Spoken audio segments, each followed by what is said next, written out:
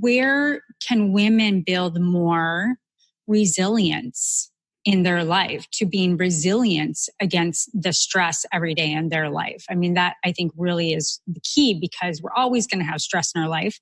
And my opinion is we can't fully be in balance, right? So how do we become resilient against these exogenous and internal stressors? A lot of times I'll tell patients 9 out of 10 doctor visits are stress related. And, what does that mean? Because almost everything is stress in some way. I mean, right? So I always say there's 2 things that we can do when it comes to dealing with stress. Like if you feel like you're outside of that bell curve that you were talking about, and you feel like you've got distress that's no longer eustress being the good stress. I think most people probably know that term. So what do we do when it's like, I've got more stress than I know what to do with? Hello, Awaken Beauties. Finally, it's here. The truth to empower women to true inner beauty through healthy biology. And now, here is your hostess, Cassandra Keel, your organic beauty and CBD mentor, helping you stay sane, get sleep, and bring your sexy back. Sponsored by EvokeBeauty.com.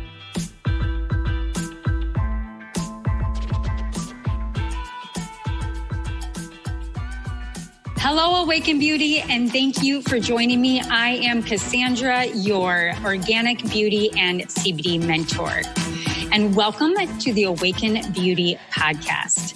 Today, we're going to be talking about stress, the key types of stress, with Dr. Chris Frykman. I've known Chris for about 10 plus years, where we first met in functional medicine seminars, and our lives have kind of come and interweaved ever since then. So I'm very excited to have Dr. Chris on the show today.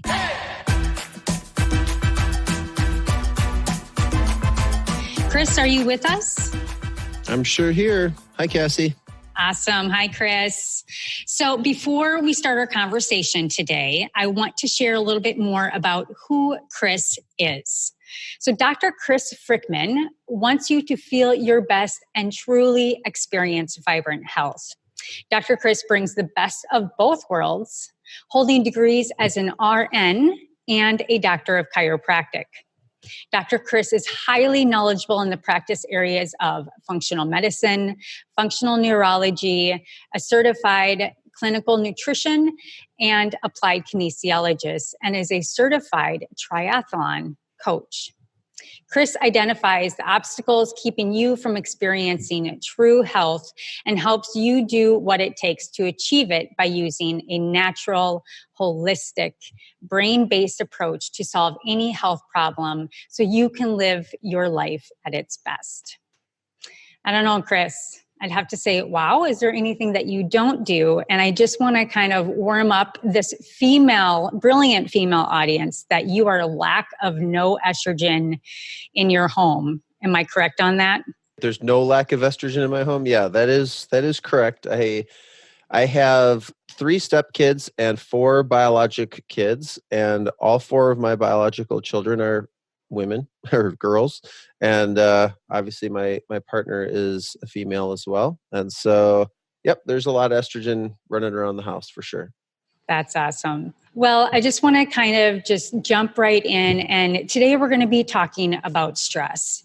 And this is a huge, huge issue and an epidemic, I believe, in society at large. And you and I both come with a little bit of a functional medicine background. We really kind of hear the term 80-20 rule applied to work and things of that nature. But I have a different view of the 80-20 rule when it comes to stress and genetics and epigenetics. And studies show that 80% of our health is due to our environment, how we eat, how we sleep, how we think. And only 20% of that is really correlated back to our hard-coded genetics. So, to preface that, we have a lot of ownership in our own lives and how much power we really do have. So to jump us off, you have a strong functional medicine background. Can you just kind of give everybody a brief on what is functional medicine? How is it a different approach? Kind of that peeling the root of the onion apart. And how has it really helped your client base at large in all the years that you've been practicing? Sure. What I say to people, I think there's a lot of nuances that we could talk about with functional medicine. I think the most basic way to think about it is that functional medicine versus allopathic medicine or traditional Western medicine, more Western medicine, to start with, that would be mostly focused on diagnosing a problem. So they would want to find a problem, and then they would treat the problem. So if you have arthritis in your knee, they might treat the arthritis. If you have diabetes, they might treat you like anyone else that has diabetes of that same type. So it's mostly about trying to find a disease, put you into a box sort of that anyone else with that disease or syndrome or condition could be put into, and then ignore the fact that you are an individual. They just treat you like the disease, if that makes sense. Absolutely. It doesn't mean that there aren't people in that industry that care. I shouldn't say industry, it's a profession. A lot of them still care. Most of them still care. It's just a different way of doing it. So functional medicine, on the other side, is more about treating the whole person. So so someone might have diabetes, they might have arthritis in their knee, they might have Hashimoto's, thyroiditis, anything, or they might not have a diagnosable disease. Whether or not they do have something that's diagnosed, we're not as concerned with the diagnosis as much as finding out how to help them live a more vibrant life. Does that make sense? Absolutely. Absolutely, it does. And so, you offer a lot of different kind of testing modalities, a lot of ways that you can really get to the root issue. That's one of the assets that functional medicine brings, and a really different approach for a patient, really. So you can really get down to the nuances. Can you talk a little bit about kind of what are some key areas of testing that you can use and what you like to use within your practice to help women kind of get to the root of whatever the ailment or the issue is? Sure. I do a lot of different things, actually, kind of like you said in the beginning. So it varies a lot based on how people show up. But if we're talking about functional medicine, and we're talking about kind of like the beginning, I like to start with more foundational testing. So sometimes people come in and they want to test hormones, or they want to test heavy metals or something like that. And I like to start a little bit more foundationally, and I like to rule out some things that an allopathic physician might diagnose as a problem, like dysglycemia or anemia, or thyroid issues, things of that nature. Because what I've found by being taught by some amazing teachers, as well as just through clinical expertise over the course of about 15 years I've been in practice, what I've found is if you do have some of those issues that I mentioned or some other ones, then it's really hard. Let's just say anemia, for example. That would mean like there's not enough oxygen getting to your blood, your brain, some other tissues. So if you don't have that oxygen, then you're not able to really, it's not going to matter how much estrogen you have, because we're never going to really create healing and health in your body if you don't just have oxygen to your brain. So I like to start with some of those really, really foundational things. And then after we find out that, okay, great, your thyroid's working well, your iron, you've got oxygen, your bloodstream is able to get nutrients to your cells, and it's able to get metabolic waste out of your cells. Once we know that we have some of those foundational things working, then the next step that I do is I like to do a nutrient profile on people. So meaning I like to test, and this is in the blood and in urine, I like to test vitamins, minerals, antioxidants, fatty acids, and amino acids. And so we can find out a lot about a person based off of that information. So, one obvious way that you can help is, okay, well, we find out you don't have very much vitamin D. Let's say your vitamin D comes back and it's 17, and we know that optimally your vitamin D levels are going to be between 70 and 90 Below 50, you've got an increased chance of autoimmunity. Below 40, you have an increased chance of cancer. And below 30, you have an increased risk of osteoporosis, seasonal affective disorder, and other issues. So one easy way to treat that is to just give vitamin D. So that's like the most basic, obvious way to sort of help. But there are some other things that we can do too that are a little, I guess they're a little bit more nuanced, and you have to understand a little bit more about what you're reading on the test. But when we start to balance out all those micronutrients and macronutrients, so macronutrient meaning fat, carb, and protein. Mm-hmm. So that's protein is amino acids, fats are fatty acids.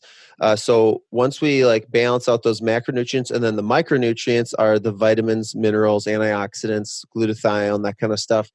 Once we balance those things, then a lot of times your body's able to heal from an amazing amount of things. So a lot of times we don't have to do the hormone test or the food sensitivity test or the heavy metal test or whatever it is that people were kind of wondering about. Those are all super valuable tools, by the way, but a lot of times your body will actually heal itself when it just gets like the basics of what it needs. So I like to start with the foundation. Does that make sense? Chris, it makes absolute foundation, and I think to bring it to a personal note, we were in Minneapolis together, you've been checking my thigh, my liver, doing a lot of kinesiology on me for many, many years, and I kept on wanting to check my thyroid and different hormones. And, I had a fundamental hemoglobin issue and a gastrointestinal issue, and all of my fundamentals were washed out, and you were very honest with me. And, you said, until these fundamental pieces are there, your hormones really don't matter. So I think that that's really, really important, especially in when we're talking about stress. We've constantly have, different diets that were thrown at women, and it's keto, and now it's intermittent fasting, and now it's no carb, and it's high fat. And, women are really kind of throwing themselves all over the place, trying to attach to the newest and greatest. And really it comes down to self-care, fundamentals, and having, a cheerleader such as someone like you on their team that really understands the nuances and can kind of coach them through this process and encourage them, because it's not always fun. And so one of the things that we do at Beauty Ecology and with our Evoke Beauty line is we really truly believe on creating a fundamental grounding, whether it's your health or your beauty, right? So in the salon, if clients are losing their hair, there's a reason why. I often like to, send them over to you and check a thyroid and do some testing. But the other piece is like with, for instance, why I've gotten into CBD. CBD kind of helps that largest network in the body create that homeostatic approach to health.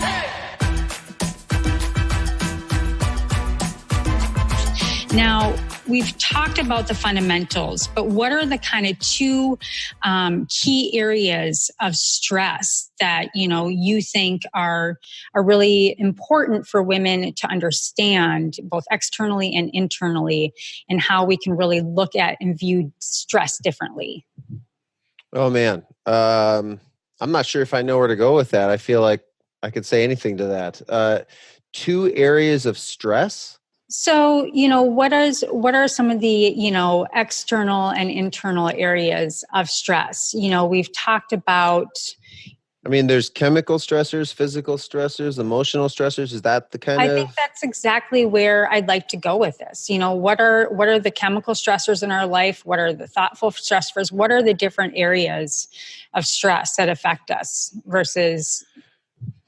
Okay, well, yeah, so that's an interesting conversation, and I'll try to be succinct about answering it. But the interesting thing is in the body, it doesn't really matter. So there are all these different kinds of stressors, and we could call something's a chemical stressor, something's a physical stressor, you could use any adjective. Something's an educational stressor, something's a environmental stressor, whatever you want. But inside the body, it kind of doesn't matter. You have two sides of the nervous system in terms of stress, and one side is called the parasympathetic side, and the other is called the sympathetic side. And the sympathetic nervous system really gets ramped up, and that drives that whole, the pituitary, thyroid, adrenal axis thing that you know about. That's the stress response. That's also the fight or flight side. That's the nickname for the sympathetic nervous system. Having a lot of sympathetic tone is the same thing as saying, I'm in fight or flight. Does that make sense so far? Absolutely. Okay. And then the other side is the parasympathetic side. That's the rest and digest side of things. So that's where healing, growth, recovery, all that kind of stuff takes place.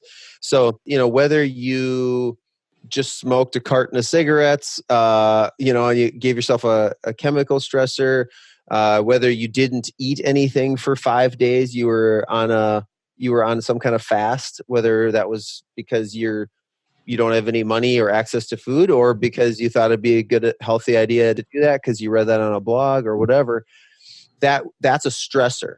And that's going to make your body do certain things. You're going to release more cortisol. You're going to utilize glucose differently. So you're going to go into a stress mode regardless of whether you're fasting, if it's because you just ran a marathon, if it's because your spouse just left you. Whatever the stressor is, it's really just, where are you on that spectrum of the parasympathetic sympathetic spectrum? Yeah, I love that. And there's a visual I can share in the show notes, and it's called the stress curve.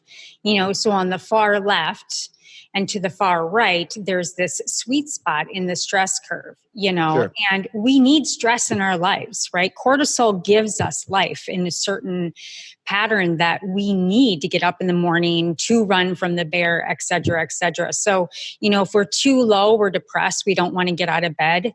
And if we're too high, we're anxious and we have anxiety. So this brings me to, where can women build more resilience in their life, to being resilient against the stress every day in their life? That I think really is the key, because we're always going to have stress in our life.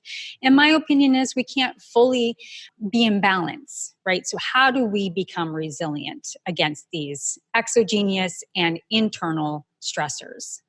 Right. So that kind of goes back to a conversation we were having about, a conversation that I have with clients sometimes when we talk about stress, because a lot of times I'll tell patients 9 out of 10 doctor visits are stress related. And, what does that mean? Because almost everything is stress in some way. Right. So I always say there's two things that we can do when it comes to dealing with stress. Like if you feel like you're outside of that bell curve that you were talking about, and you feel like you've got distress that's no longer eustress being the good stress. I think most people probably know that term. So what do we do when it's like, I've got more stress than I know what to do with? So the two things that you can do are, one, you can reduce how much stress you have. And it almost sounds trite to say it, because most of the time it's like, oh yeah, thanks a lot, doctor. Well, I can't, I've got 3 kids. I'm not going to not have 3 kids. I have this job. I might actually like my job, but I'm just working really hard at my job, and there's nothing I can do to change that right now. I have to work really hard at my job.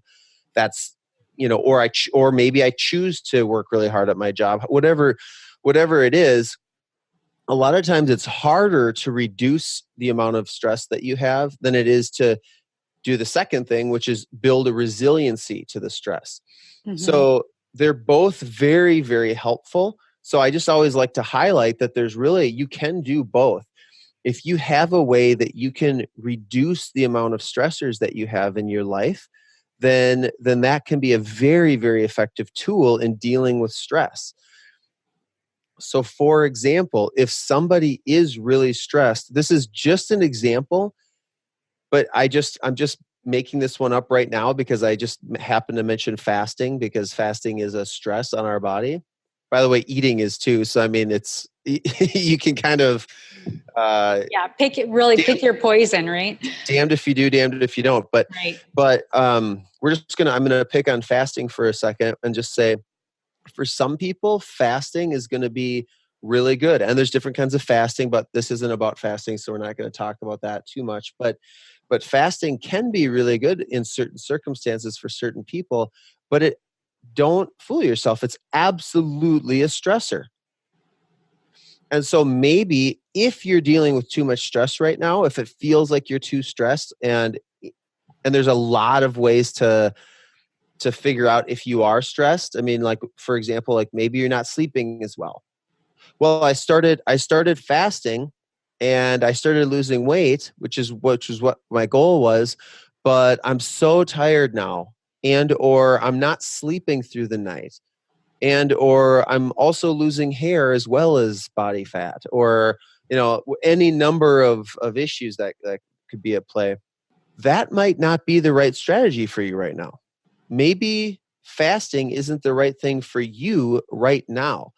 You mentioned a couple minutes ago, like all these, should I be paleo? Should I be vegan? Should I be keto? Should I be, not eat any lectins? Should I, what should I do?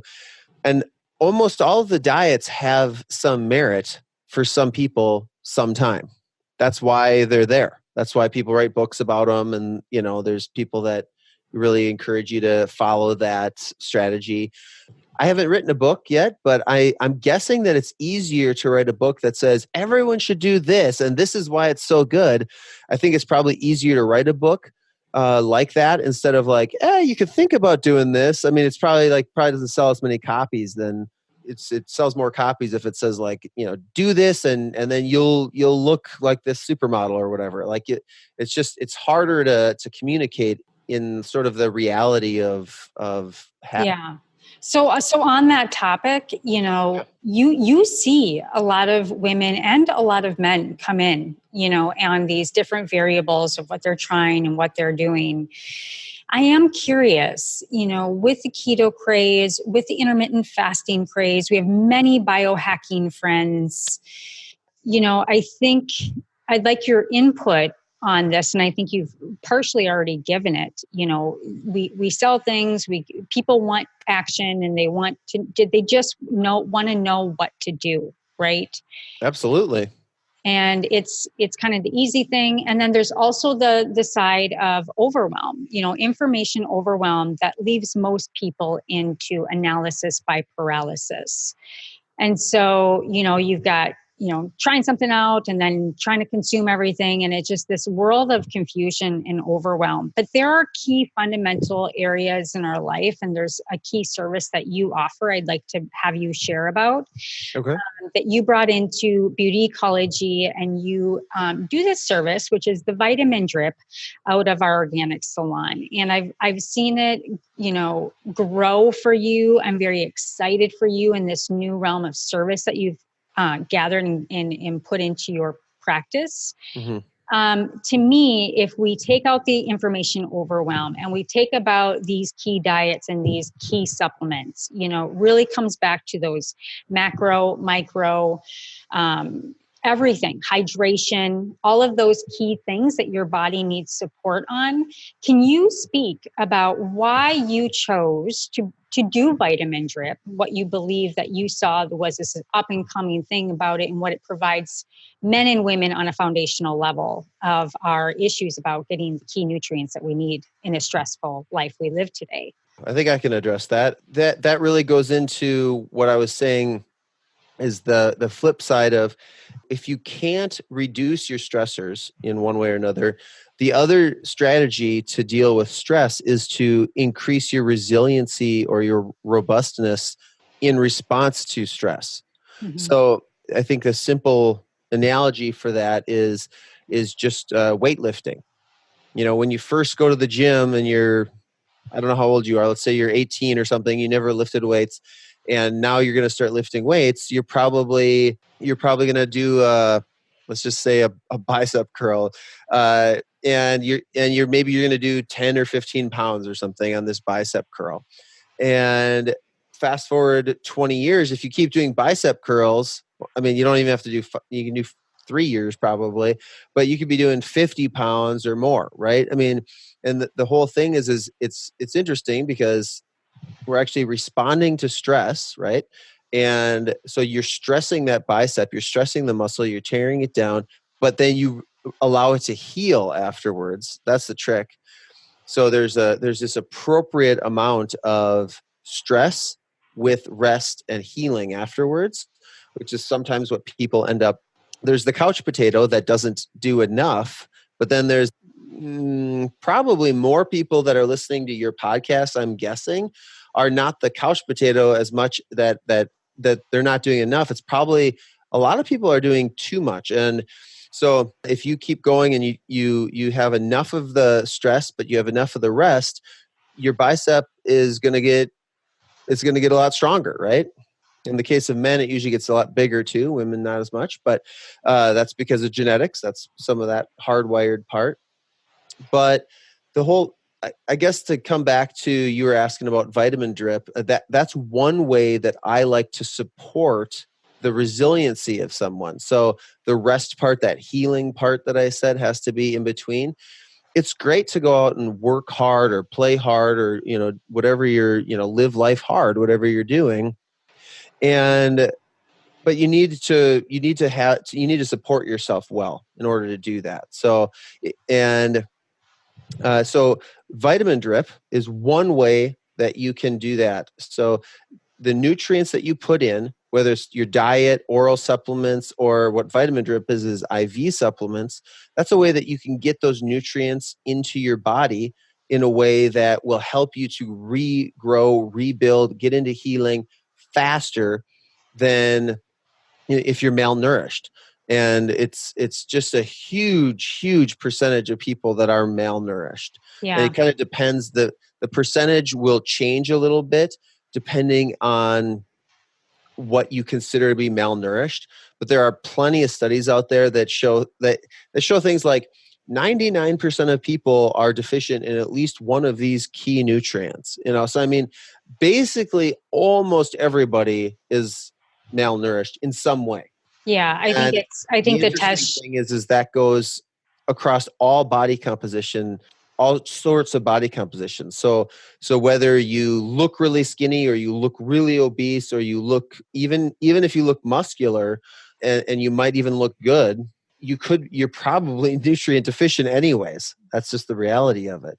So what were you going to say?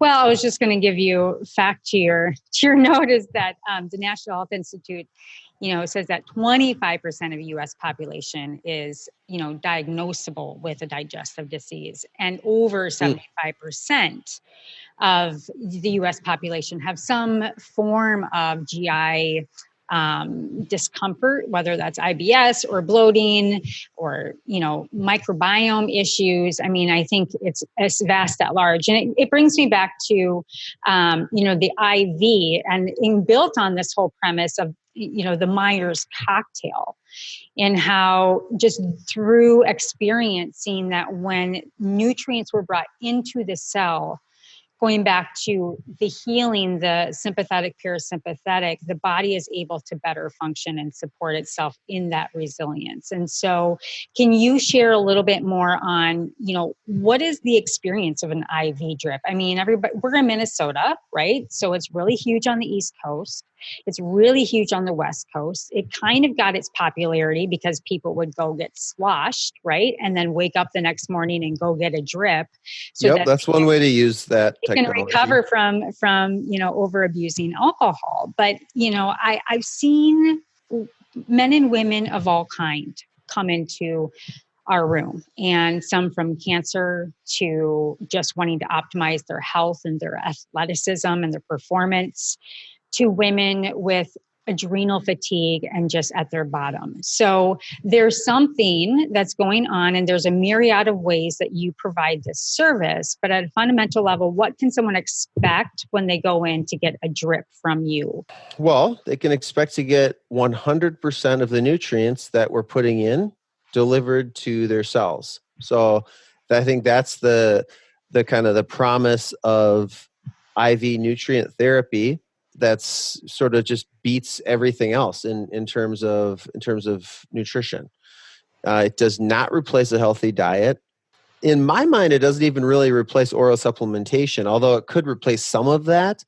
But there's still a lot of oral supplements that I recommend for different people, depending on what their situations are, what their goals are.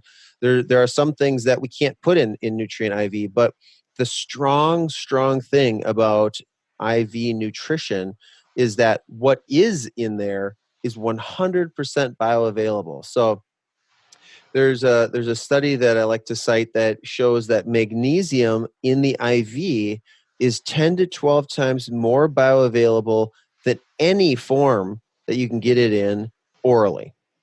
Wow. So to put that into numbers, a lot of our formulas will have about 400 milligrams. The different formulas vary, but a lot of our formulas will have 400 milligrams of IV magnesium, along with a bunch of B vitamins, C, calcium, and some of them have amino acids, all kinds of trace minerals. But just the magnesium for a second, if we put in 400 milligrams, you're actually going to get 400 milligrams. Now, just to paint the picture, if you put 400 milligrams into your body by your mouth, if you're in that top 20-25% of people that has a really good functioning digestive system, you're going to get somewhere in the neighborhood of 30 to 40 milligrams actually delivered into your tissues. Mm-hmm. And if you're in the 75% of the population that does have some kind of digestive complaint, you're looking at anywhere from 0 to 30, So Yeah, it's really huge. It's absolutely huge. So for people that have digestive issues, which there are a lot of those people. So for people that have digestive issues, it's great because we just skip the gut. It literally just goes. Now you still have to address the gut health. You still have to do that, and you still have to get to where you're eating a healthy diet, and there's a bunch of things that have to be addressed. It's not a cure-all, but man, does it help. It's such an awesome tool to be able to use while you're healing that gut, to go in and really get those nutrients, just some of those key nutrients. Like I said, some of the basics, like all those different B vitamins, like a methylated B12 is so helpful for a lot of people. Vitamin C, just super, super powerful. And a lot of those trace minerals, glutathione is one I love, and we could talk more about that, but I like that specifically for certain reasons in the IV. But when you put them in an IV, it's 100% bioavailable. So you're just flooding the cells all of a sudden with this awesome nutrition that's really been starved of for sometimes a really long time. Yeah, I think that's really valuable information. And I think my focus, on summarizing what you just said is the transport of nutrients is becoming also an epidemic within the nutraceutical world, pharmaceutical world, et cetera, et cetera. And that's what I love about the vitamin drip and what you do is because it does skip through the gut. Same with CBD. We have all of these companies out there creating all of these products. It's an oversaturated market. But my focus with the CBD products is really what is the bioavailability, right? So you have vitamin drip, and then you get in the CBD world where you have liposomal and all of these different transports. But when anybody's purchasing a nutraceutical, when anybody's purchasing a service from you, I think there's something that we always have to keep in mind now moving into these next generations of transport nutrients is what is the bioavailability and what are you really spending your money on? Because in CBD, you're maybe getting 15 to 25% from a tincture that's underneath, holding underneath the tongue for 30 to 60 seconds. $165 on a tincture that you're getting 15% of, that's really inefficient. So that's why I think the vitamin drip is so powerful. What are the biggest reasons people come to you for a drip? Well, for sure, the biggest reason is energy. Yeah. It's just, oh man, I think it'd be fair to say that was the same. That was also true in my chiropractic practice for all those years when I was, not when I didn't have vitamin drip as a tool. There's just so many people that are tired, Cassie. I mean, they're tired, they're fatigued, they can't keep up. There's their life demands more than they're able to muster well, if that makes sense. So energy. I don't have enough energy. That's for sure like the most common thing. So I will say that I always like to let people know this, so I'll just say this now. About 60% of people will feel a significant positive effect after one drip.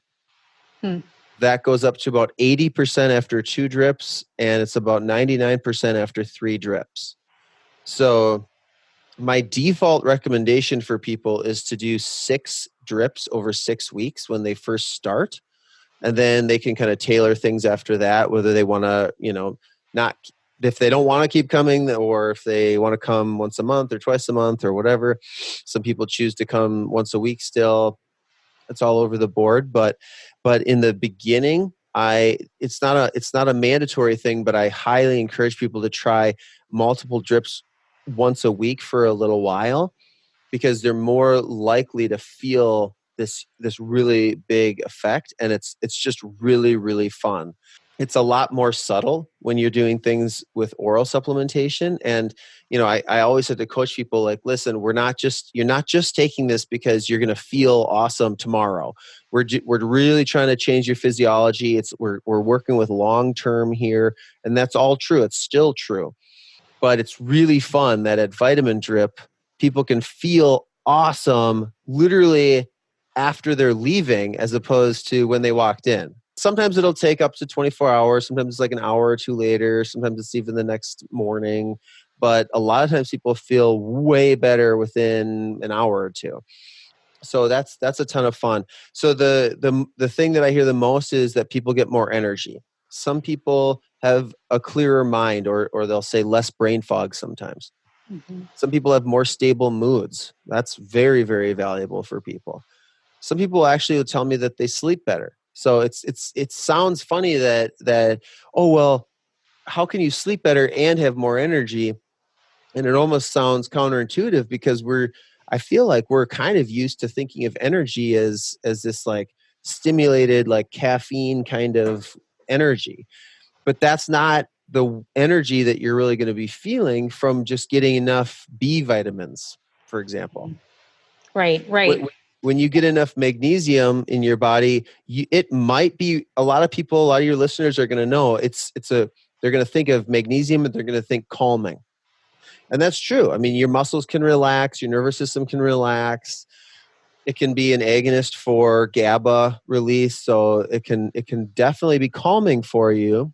But at the same time, what's interesting is magnesium's used in over 300 different enzymatic reactions in the cell. So you have to have magnesium to have the feeling of energy, to feel good.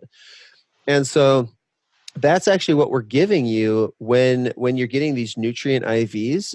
You mentioned the Myers cocktail. The Myers cocktail is kind of like the base of all of ours. And then we have more advanced formulas like the recovery drip and the energy bag and some of these. And but they all have that base of all those B vitamins, the C, the Cal, the Mag. And when you get that stuff, you're just going to feel great, and everything is going to work better. So your immune system works better, your nervous system works better, and you can sleep better. All of that stuff is going to happen.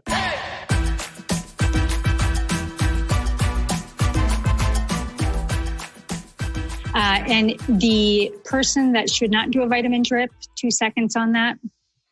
Oh, yeah. Well, anybody that wants to do a drip is going to have to go through our health questionnaire. And some of the big ones are congestive heart failure, recent heart attack, liver disease, kidney disease, pleural effusion, pulmonary edema, things like this. So it doesn't mean that people like that can't.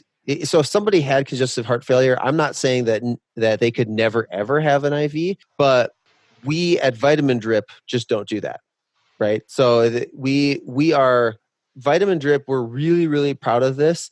Collectively, we've done over 1 million bags with 0 serious adverse reactions. So we're really, really safe. We're all about that do no harm first kind of idea. So along that same line, we're not going to drip some people that are a little bit higher risk that could maybe get an IV if they're at an emergency facility like a hospital, where they can, if they have like a really serious problem, then they can, break out the paddles or something, and or whatever they need to do, right? So we only do it if it's very, very safe. We verify that ahead of time, and we don't do all the nutrients that could be dangerous. And iron is the one that I always kind of use as an example, because a lot of people know of iron. A lot of people know that you have to have some iron, and it's very important to have iron. At the beginning of our talk, I even mentioned if you have anemia, and one kind of anemia is not having enough iron, so you can't make red blood cells properly. If you don't have enough iron, then you're going to have problems doing almost everything. Mm-hmm.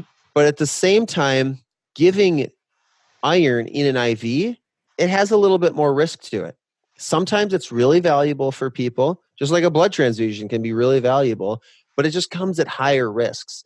And so at Vitamin Drip, we really focus on things that are super safe and super effective. Yes, and you do have a medical director as well that oversees everything. Absolutely. That as well. Somebody on another person to kind of bounce things off of, and to really make sure that the person and she's taken care of.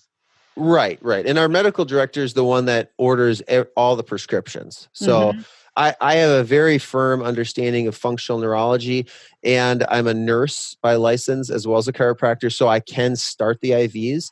But as long as you bring that up, I'll just be clear. I don't order any of the IVs myself. Those are my medical director does the prescribing for that. Chris, I want to thank you for all of this valuable information. And, on the topic of stress or hormones or, anything that can you think of anything that would be most helpful to women on just really slowing down and really doing a second guess on, some checks on how they can address stress in their life? Oh, that's another question that stumps me. Well, I think probably I'll say that the two things that you can do that are most helpful for dealing with stress are making sure that you're getting enough rest, which includes enough sleep, which almost nobody does. So that's probably number one. And then a close number two that's near and dear to my heart is make sure that you're getting enough exercise. So it's the exercise and sleep are both super, super important. So I don't know if that answers your question. You kind of asked it in a way that might make me think that you're... No, I think it's great. It's good. I mean, that's fundamental. I mean, we rest and we recover while we're sleeping, and we need the exercise to exert certain hormones and to excrete toxicity, and frankly, just get that nice little serotonin up so that we can have that stress response released from our body. So those are two really fundamentals that I think are great to leave with. And one last question for you is, what is one unique thing being on the Awaken podcast? And you are beautiful, by the way. Thank you. You're welcome. What is one key thing or one touching thing that has awakened you as of late? I mean, I don't know if this is, again, exactly what you're looking for, but the thing that I think of when you say that is that something that I've been working on for a really long time, and I still am, is that I'm trying to sort of really increase my emotional intelligence. So I'm trying to move a little bit slower through my day in terms of emotionally. So if something happens that makes me want to be reactive, I'm trying to slow down, and instead of just reacting right away, I'm trying to let it process and figuring out how it's actually making me feel inside, and then how do I want to react from that position. And I mean, for me, it's easier said than done, but that's a big thing that I'm working on right now. I think that is wonderful. And so, Chris, I just want to thank you for all the valuable information you brought to our wonderful guest today. Can you tell us a little bit more about where we can find you and where you most hang out on the media streams? I have sort of two businesses. I have this Vitamin Drip Minnesota, so that you can definitely check out vitamindripminnesota.com. It's all spelled out. And you can see our most popular drips there, the indications, the ingredients, the pricing, all of that stuff. At the bottom, there's a bunch of awesome reviews that people have left, as well as our different addresses where we can be found. We're currently in Wayzata, Coon Rapids, Minneapolis, and St. Paul on different days of the week. Just like the name implies, we're in Minnesota only right now. So that's what we're doing there. We're on facebook.com/vitamindripmn. You can find us there. You can also look me up at drchrisfrykman.com, and I have an online shop there where people can get doctor recommended nutritional oral supplements as well, and they can kind of find out a little bit about applied kinesiology and some of the other things that I do, and they can listen to my podcast if they want to. That's right. You do have your own podcast. And so, Chris, I hope to have you on another episode in the future, and we'll discover other topics that you just have a wealth of experience in. So thank you again for being on the podcast. And I want to thank you, everybody, all of our viewers. Make sure you subscribe wherever you listen to a podcast, and make sure you leave us a review, because only then, if you leave your aha there in that place, other women can discover what you discovered and begin to take action on living a better life, awakened, and to get their sexy back. Thank you again for joining the Awaken podcast. Hello, Awaken Beauties. Thank you for joining Cassandra today. Were you inspired to bring your sexy back? Please like and subscribe wherever you listen to podcasts. Interested in high-quality natural products for your hair, skin, and wellness? Please visit evoquebeauty.com. Again, that's evoquebeauty.com. evoquebeauty.com. Until next time, stay sane, get sleep, and bring your sexy back.